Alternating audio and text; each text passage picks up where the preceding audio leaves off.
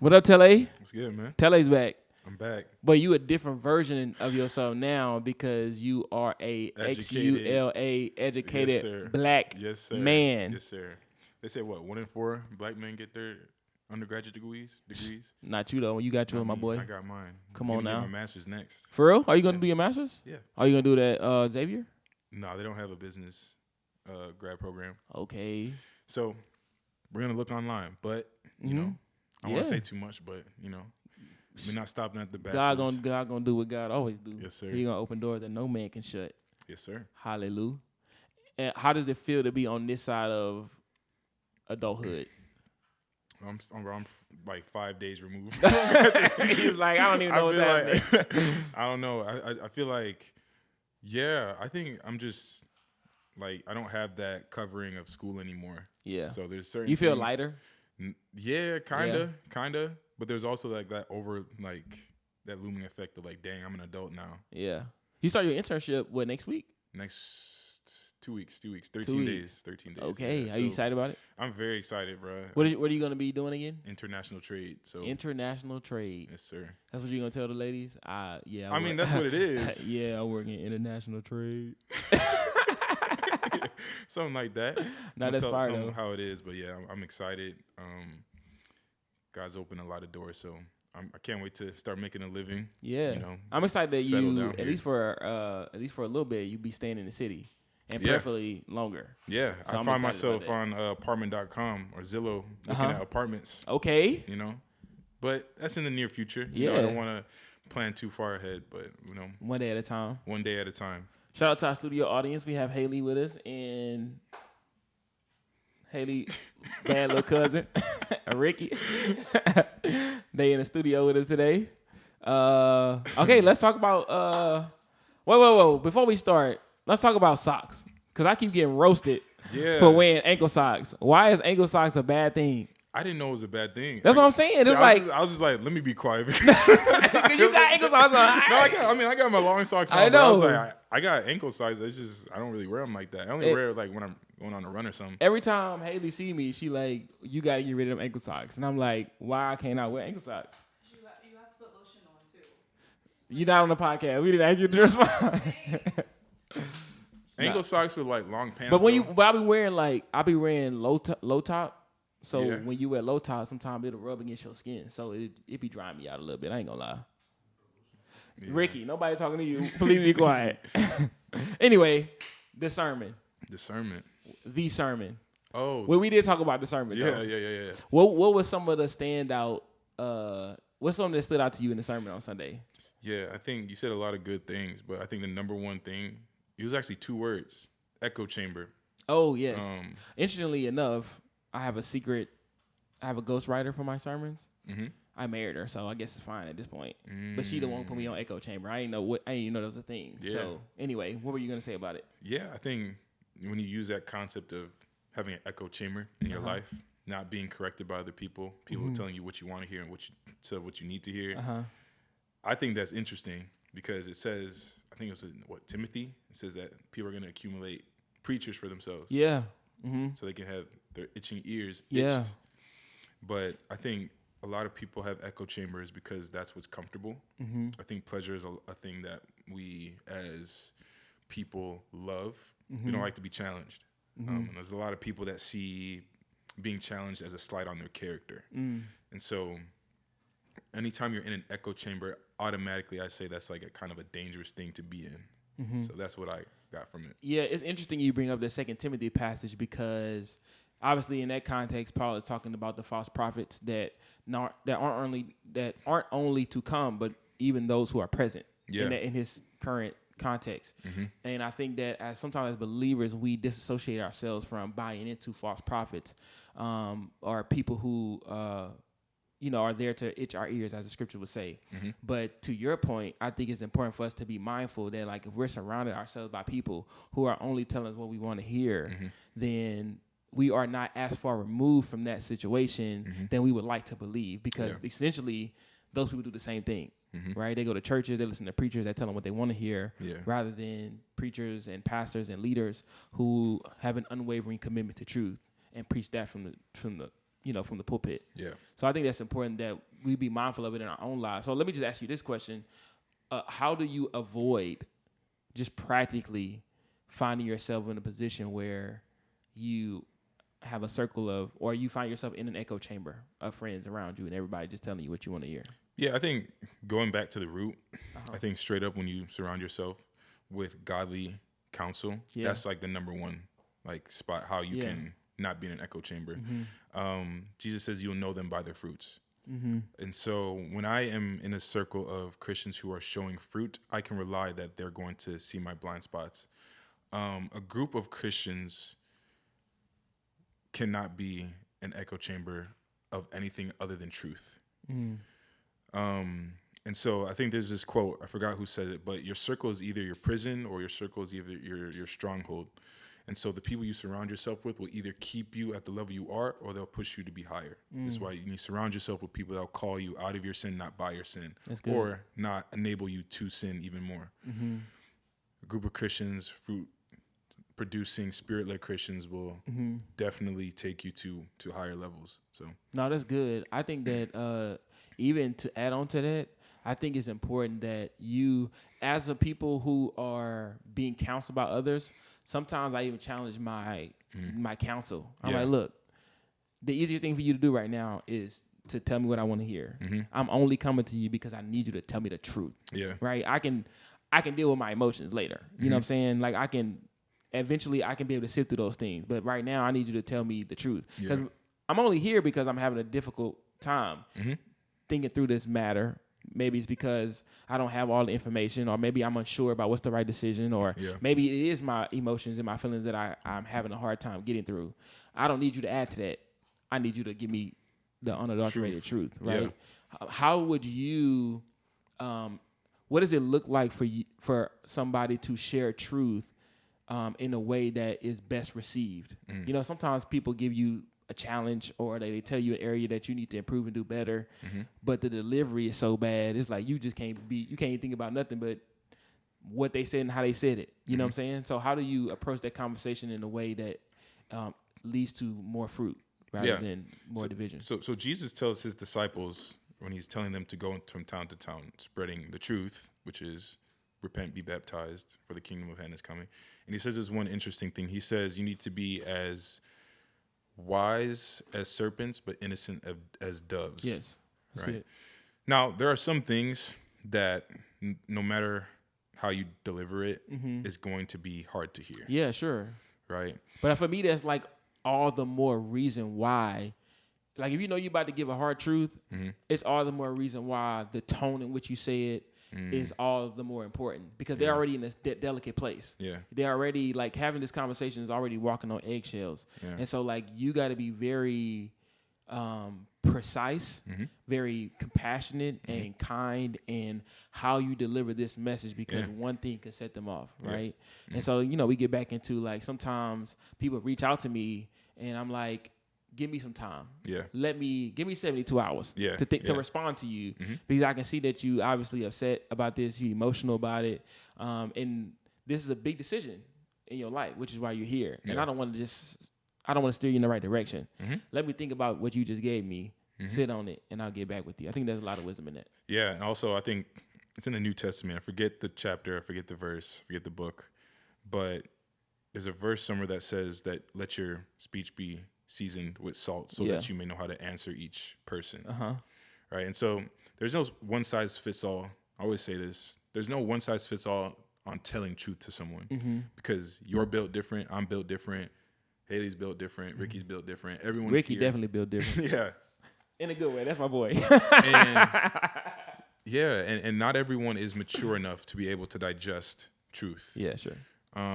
Paul writes to the Corinthians, church in Corinth, and he says, I had to address you as worldly people because you guys are still infants in the faith. Yeah. Other letters he writes to the church, he's like, you guys are boasting. Yeah. You guys should be ashamed of yourself.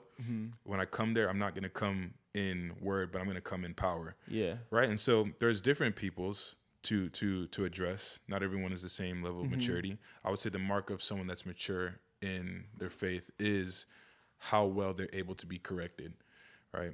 And you can honestly learn that by just being around a person. So you said the maturity is in how your ability to be corrected or your willingness to be corrected. Yeah. How did you get there? Like for the person who listening to this and they like, I understand that I understand that heeding correction is important. Yeah. But man, I am struggling to do so. Yeah. How would you encourage, like what would you say to said person to get to the other side of that frustration? Yeah, I think for me, I never just started being like one day, you know what, I'm going to be, this humble person. I'm going to get corrected. And that's going to be that. I'm just this person now. But I feel it's like a muscle. Like if you're not corrected, like on a typical basis, when it does happen, you're going to think it's a slight on your character. But when it happens enough, and when you actually listen to it and you see like, wait, this person was right, then it's even better. Also, with being, corrected comes with being humble. If you're not a humble person, bruh, it's just not gonna work. Yeah. It's just not gonna work. But when you are humble, when you take the lowly position, when you take a step back, right, then you have an opportunity to even learn from that. I said this yesterday, like being wrong is not something to be ashamed of.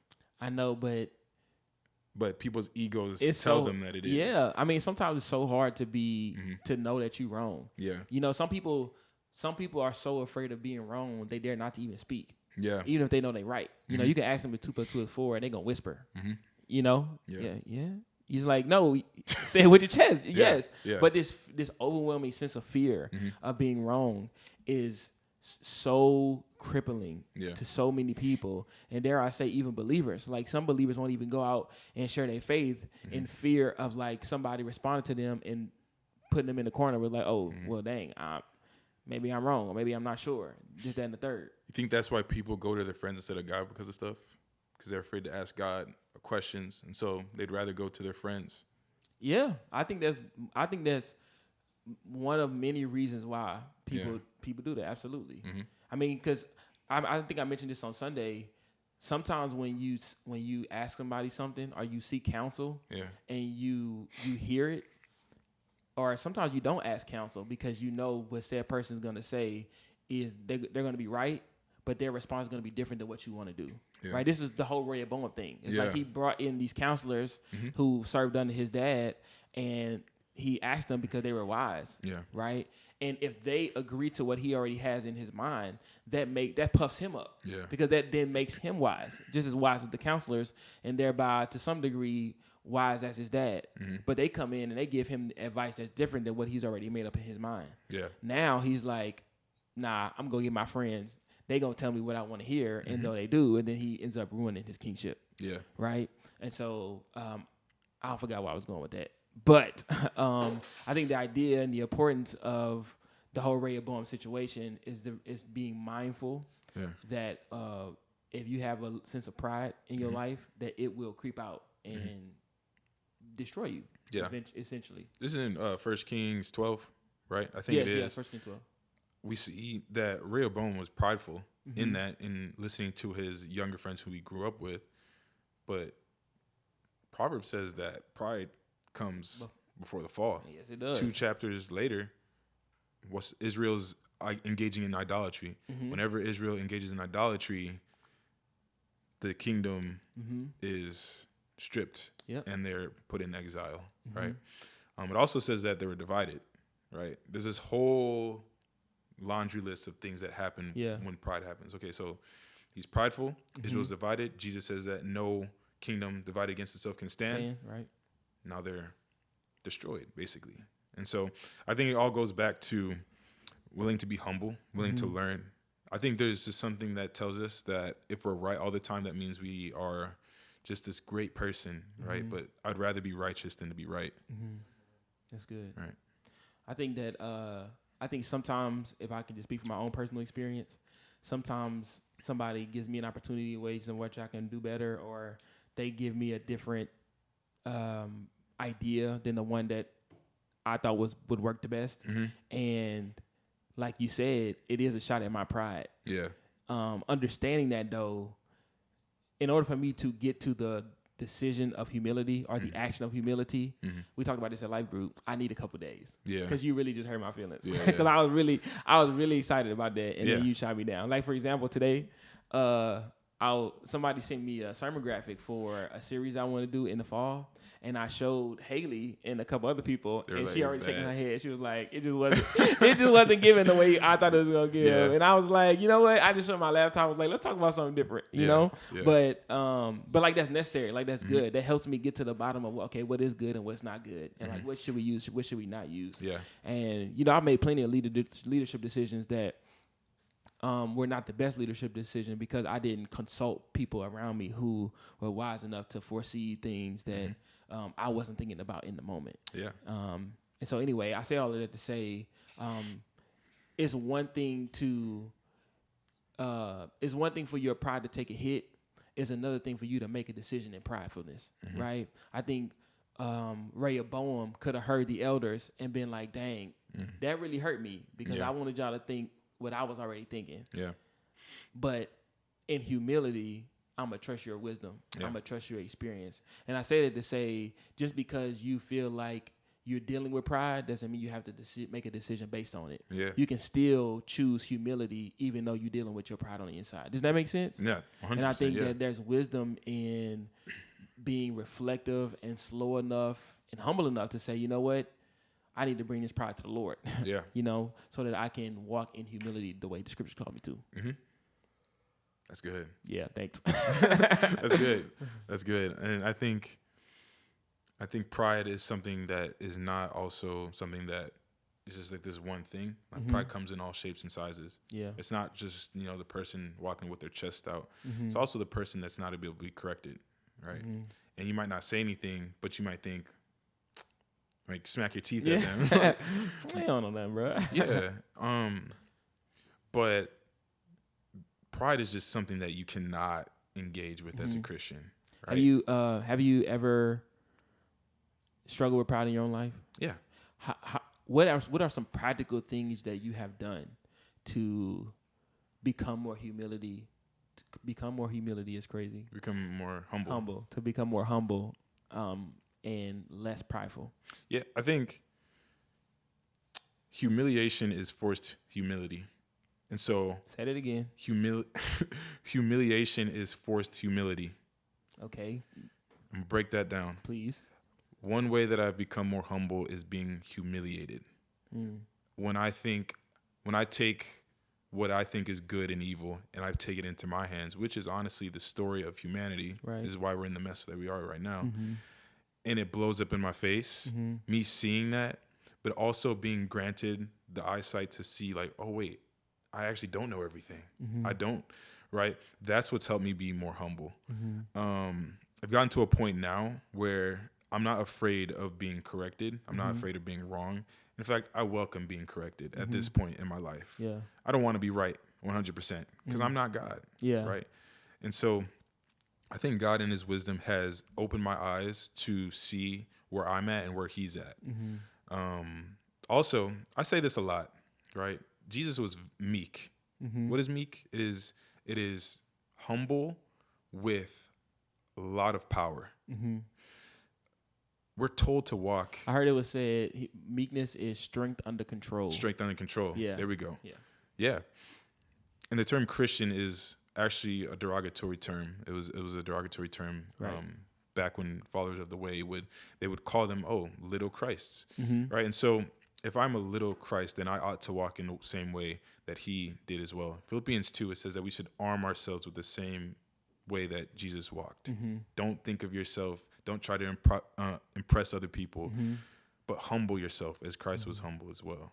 And so no student is greater than the master. If Jesus was humble, then I ought to be humble as well. Yeah, I mean, and really, it's like, for me, I feel like pride and humility is like a sanctification thing. As the more you walk with Jesus, the more humble you will become if you submit to the process. Yeah. Right? And it's like an ongoing thing. Every time I feel as though I've arrived, there's another thing that happens that reminds me that there's still pride in my life and in my heart that the Lord I need to give to the Lord. Yeah. And I need to allow him to deal with in my life.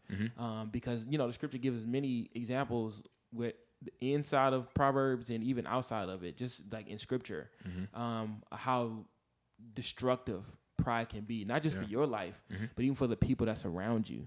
And we talked about as we talked about Rehoboam, we talked about how he was being faced with a big decision, and we applied it to the big decision that we need to make in our life. Yeah. And if we are not prideful enough we're not humble enough, rather, to wait, to be diligent, to seek counsel and heed counsel, then the effects of that can be detrimental to the people that's around us. Yeah. It's for your own good that you be humble. Yeah. God says that he resists the proud, but he gives grace to the humble. Yeah. And I think people don't have this understanding of what grace is. They think grace is just, here's what grace is. Grace is enablement, okay? And so God gives you the grace to walk through certain seasons. But if you're saying in your head, I got this, okay? God's going to say, okay, he's got this. Let's see it work. You can't do it, right? And so with that, when it blows up in your face, then you're humble again, and God works through you to do things that you cannot do on your own. That makes me think about Nebuchadnezzar, King Nebuchadnezzar, when he was like had this big statue and had people worshiping him, and then like for 7 years, the Lord made him a madman. Gave him either a spirit of stupor or a mind of stupor is the word I think the King James uses. But basically, he was an animal, right? Yeah. And then he came back to his senses after those 7 years, and he was like, okay, Yahweh is the one. Yeah. Right. But you see the difference in his humility after those 7 years versus before those 7 years. But God used that. Like he did that in his life to humble him. Yeah. I mean, even Paul talks about how he was having all of these visions of third heaven and all these things, but like the Lord allowed him to have a thorn in his flesh to humble him, to keep him humble. Yeah. Right. That's just again to reiterate how important it is to walk in humility, because if you don't walk in humility, then you don't, well, how can I say it? If you don't walk in humility, what you really do is implode. Like you destroy yourself from the inside out, right? Before things start to be chaotic around you, they were already chaotic within you. Yeah. That just manifested itself outwardly, and it destroyed you. That's why I was saying earlier, like it's one thing for you to notice that you got pride in your heart, but it's another thing for you to give it to the Lord. Like you have to give the Lord that thing to deal with, that pride to deal with, because if not, it will manifest itself in your life in ways you don't even notice in real time. And like you'll be saying words that you can't get back. You'll be doing things that you wish you would not have done. Yeah. It's so very important for you to have a keen awareness to how pride is creeping into your heart and give that to the Lord before it makes its way outward. Yeah. Paul tells his followers to examine yourselves. So you need to be very, very sober. Also in 1 Peter, be sober. You cannot protect yourself, right? You can't have this attitude of you are the God of your own life, because real quick, God will show you that you're not, right? And so, like I said before, being humble is almost a superpower, right? Because again, God gives grace to the humble, but he resists the proud. So that's good. We were talking to Lifegroup yesterday about the bad decisions you made in your life that you wish you wouldn't have made. You want to share one? Yeah, I got to think of something. You might have to go first though. Oh, for real? Did I even go yesterday during Lifegroup? No, did I share mine? Did. No, I don't think you did. Did I make bad decisions? Breaking up with Kennedy. Well, she broke up with me. That was her bad decision. But she married me, so she made up for it. Was that prideful? I don't know. You might have to pray after that, but I'm trying to think. I'm really trying to think. Or maybe a time where you listened to counsel and you were glad that you did, because they blessed your life and you were thankful that you didn't make the decision you was gonna make. Wait, grateful that I didn't listen to bad counsel, or grateful that I listened to good counsel? Either one. You can go to either one. Oh man. College is a crazy place, man. It is. And you'll meet a lot of people that come from a lot of backgrounds. And I guess one thing that I hear a lot is about my stature and what I'm able to do. And so I hear a lot of, why aren't you sleeping around? Or you should be sleeping around. You should go to this party. But it's mostly centered around women and taking advantage of my stature. I always 6'4"? 6'4", dark skin, single. Degreed. Degree. You know what I'm saying? Degree, yeah. Love guy. Love guy, internship. We'll All talk about that, that after. Stay humble. Let me stay humble. Stay humble, Let me stay right? humble. Running away from that type of counsel has just, I guess, it's gotten me, not gotten me, but it's helped me to avoid a lot of trouble, right? And that's just one thing it's just not going to happen. Like, how are you able to discern between what is good counsel and what is bad counsel? Like when somebody, because like this person is a good person, they are, they may not follow Jesus, but they in a good place in their life. They have everything that I want in life later. Besides, maybe they don't follow Jesus. Yeah. How do I discern what the advice that they giving me is worth taking and what's worth leaving? Will this build my spirit or will it destroy it? Right. You can be good, but it's not righteous. Proverbs says that there's a way that seems right to a man, but in the end it leads to death. Yeah. And so you can give all the great advice. Like someone who's a non-believer can be like, go to the gym. Okay. Right. Someone who's a non-believer could be like, go to the gym so you can get this girl, or go to the gym because you can do this, this, and this. But if it's not building my spirit, I think that's a rule of thumb where it's like, okay, let me not listen to this type of stuff, because it's important. Like, people come from all sorts of backgrounds. You never know the intentions as to why they're giving you that type of information or advice. But yeah, I think that is good. Yeah. You made me think about the passage in Hebrews that talks about that encourages the believers that he's writing to lay aside every sin and weight that so easily entangles you and run the race that you've been called to run.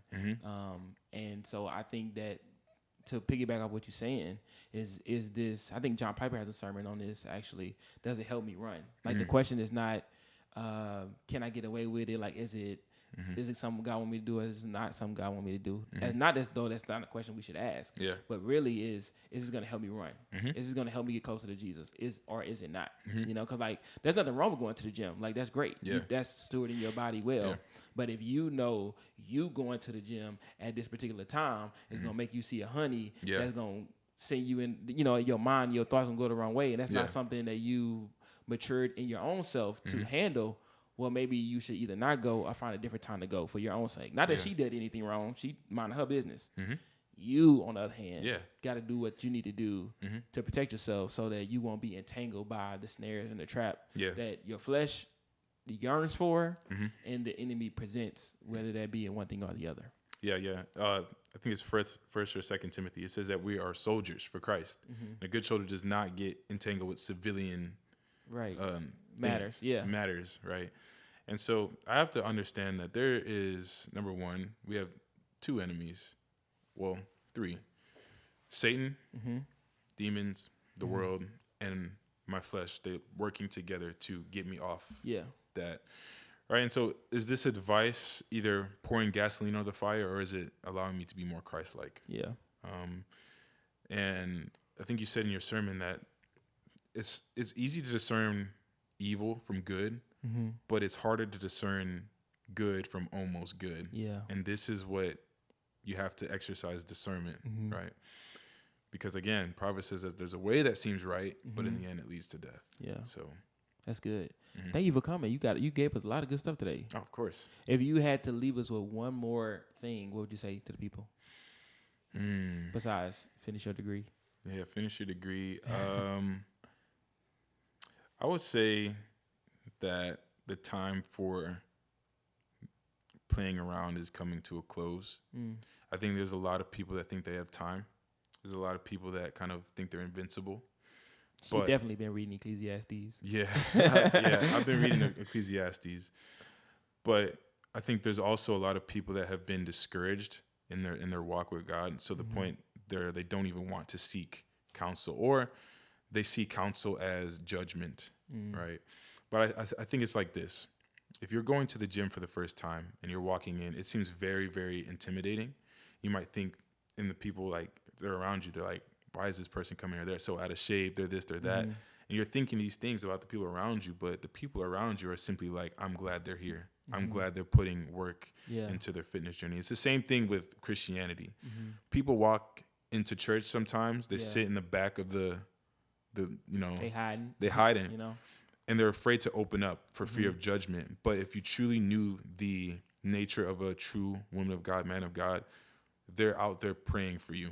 They're out there saying, I'm glad you're here for church. Come to church while you still smoke weed. Come to church while you're still drinking. Come to church while you're still sleeping around. You're not going to lead like that, right? And so this is why it's important to have godly counsel. The people who you think are judging you are actually praying for you and pouring into you, and they want to love you. So that's what I have to say. That's good, bro. That's like a mic drop moment. I appreciate that. Of course. Tele, everybody. Tele. Well, since you're going to be around for the summer and prayerfully going forward, maybe we'll have you come back again. I would love to. I'd love to. I'll be more prepared next time. No, you did a great job. Thank you. I appreciate it. Love. See y'all. y'all. Thank you very much. Peace out.